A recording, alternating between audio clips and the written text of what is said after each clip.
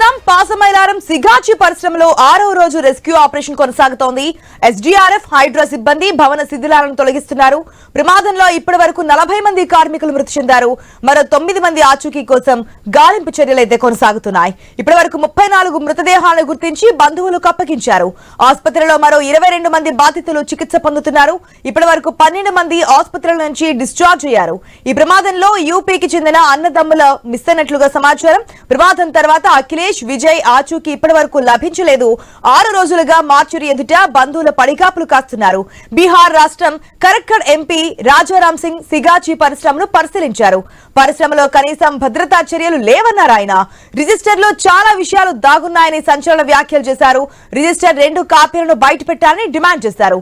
కార్మికుల వివరాలు దాచిపెడుతున్నారని ఆరోపించారు. హఠాత్తుగా ప్రమాదం ఎలా జరుగుతుందని ప్రశ్నించారు ఆయన. ఉష్ణోగ్రత పెరిగినప్పుడు హెచ్చరించే వ్యవస్థే లేదని మండిపడ్డారు.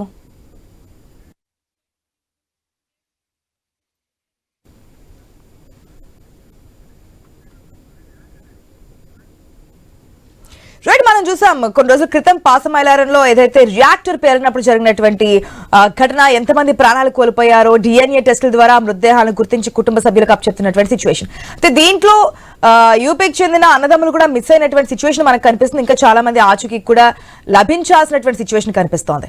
కానీ దీంట్లో ఎందుకు అంటే ఉష్ణోగ్రత పెరిగినప్పుడు కంట్రోల్ చేసుకోవాల్సిన వ్యవస్థ లేదా అంటూ కూడా కరెక్ట్ ఎంపీ క్వశ్చన్ చేసినటువంటి సిచ్యువేషన్ ఇప్పుడు మనకి హాట్ టాపిక్ గా మారింది. పూర్తి అప్డేట్స్ మా ప్రతినిధి ప్రవీణ్ ద్వారా తెలుసుకుందాం. ప్రవీణ్, అయితే పాసమైలారం సిగాచి పరిశ్రమలో 6వ రోజు కూడా రెస్క్యూ ఆపరేషన్ కొనసాగుతుందని చెప్పాలి. ఎన్డీఆర్ఎఫ్ హైడ్రా సిబ్బంది ఆ యొక్క భవనం ఏదైతే కుప్పకూలిందో 4 అంతస్తుల భవన శిథిలాలను కూడా తొలగిస్తున్నారు.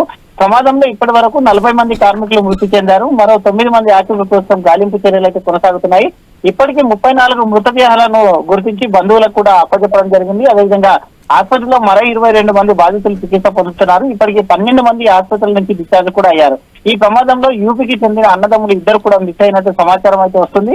ప్రమాదం తర్వాత అఖిలేష్ విజయ్ ఆచూకీ ఇప్పటి వరకు లభించలేదని కూడా అయితే బంధువులు అయితే మార్చిడి ఎదుట రోజు పడిగాపులు కాస్తున్నట్టుగా తెలుస్తుంది. అదేవిధంగా ఈ రోజు బీహార్ రాష్ట్రం కరక్కడ్ ఎంపీ రాజారాం సింగ్ సిగాచి పరిశ్రమను పరిశీలించారు. అదేవిధంగా పరిశ్రమలో కనీసం భద్రతా చర్యలు కూడా లేవని తెలిపడం జరిగింది. అదేవిధంగా రిజిస్టర్ లో చాలా విషయాలు దాటినాయని సంచలన వ్యాఖ్యలు చేశారు. రిజిస్టర్ 2 కాపీలను బయట పెట్టాలని డిమాండ్ కూడా చేశారు.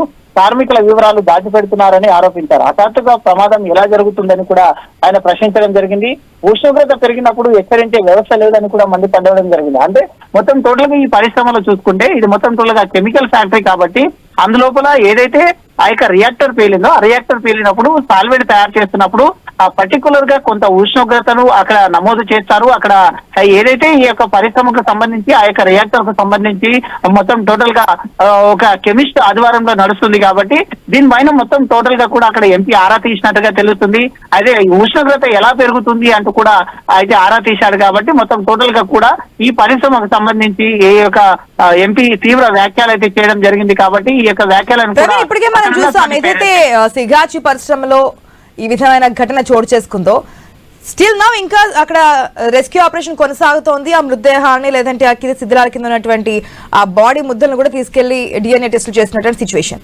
అక్కడికి సీఎం వెళ్లారు, మంత్రులు వెళ్లారు, మీనాక్షి నటరాజన్ వెళ్లారు, ఏసీసీ ఇన్ఛార్జ్, పీసీసీ చీఫ్ వెళ్లారు. వీళ్ళందరూ వెళ్ళి పరిశీలించారు. హుటాహుటిన అక్కడికి తరలించారు. రెస్క్యూ ఆపరేషన్ ఫాస్ట్ గా చేయాలని చెప్పారు.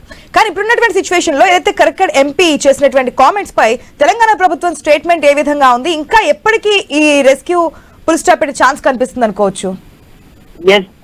అయితే ఖచ్చితంగా మంత్రుల బృందం కూడా పరిశీలించింది. సీఎం ఈ రోజు సమీక్ష కూడా నిర్వహించారు. అక్కడ జరిగినటువంటి మొత్తం టోటల్ గా ఆ రిపోర్ట్ కూడా ఒక అయితే అక్కడ కమిటీ గిట ఏర్పాటు చేశారు. సిఎస్ ఆధ్వర్యంలో మొత్తం టోటల్ గా ఆ యొక్క కమిటీ మొత్తం టోటల్ పరిశీలించింది. కంపెనీ పరిశీలించిన నేపథ్యంలో ఈ రోజు కరక్కడ్ ఎంపీ చేసినటువంటి ఏవైతే వ్యాఖ్యలు ఉన్నాయో అక్కడ కంపెనీ రిజిస్టర్ లో మెయింటైన్ చేసినప్పుడు ఏదైతే అక్కడ సంబంధించిన ఈ యొక్క ఎవరైతే ఎంప్లాయీస్ ఉంటారో ఆ ఎంప్లాయీస్ డాటా కూడా దాచిపెట్టారు అంటూ కూడా చెప్పడం జరిగింది. రిజిస్టర్ లో కొన్ని పేజీలు కూడా లేవంటూ చెప్పడం జరిగింది. కాబట్టి దానిపైన మొత్తం టోటల్ గా కూడా ప్రభుత్వం ఏ విధంగా తీసుకుంటుంది అనేది అయితే చూడవలసింది ఉంటుంది.